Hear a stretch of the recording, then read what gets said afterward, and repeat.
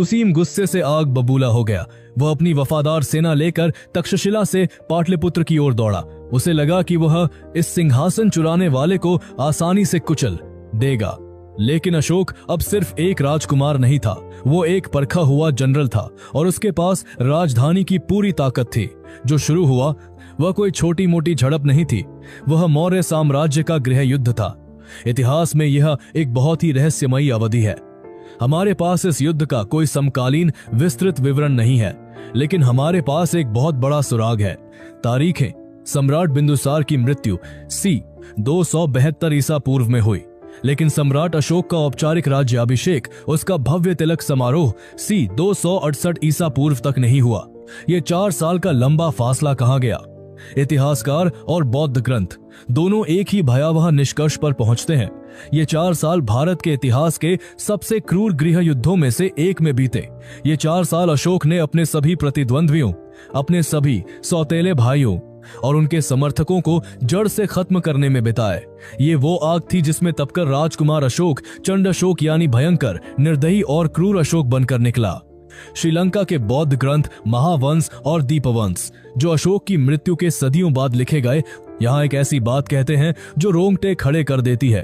वे दावा करते हैं कि अशोक ने सिंहासन तक पहुंचने के लिए अपने 1 या 2 नहीं, बल्कि 99 भाइयों की हत्या कर दी थी। महावंश के अनुसार उसने केवल अपने सगे भाई तिस्सिस को बख्शा था। क्या यह सच हो सकता है? क्या एक आदमी अपने 99 भाइयों को मार सकता है? ज्यादातर आधुनिक इतिहासकार मानते हैं कि यह संख्या एक अतिशयोक्ति है।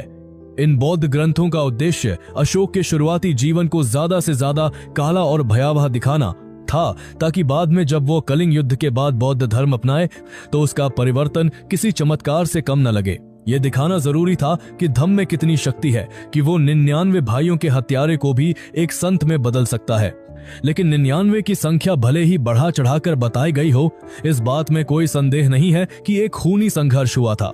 अशोक ने अपने रास्ते में आने वाले हर दावेदार को, चाहे वो सुसीम हो या कोई और भाई, निर्ममता से हटा दिया।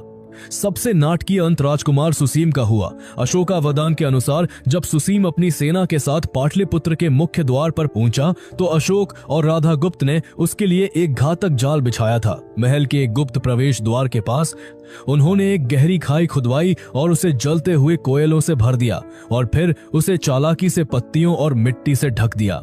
सुसीम, जो गुस्से और अहंकार में अंधा था और जल्द से जल्द महल में घुसकर अशोक को मारना चाहता था, उस जाल में फंस गया। वो सीधे जलते हुए कोयले के उस गड्ढे में गिर गया और एक दर्दनाक मौत मरा। 4 साल के रक्तपात, साज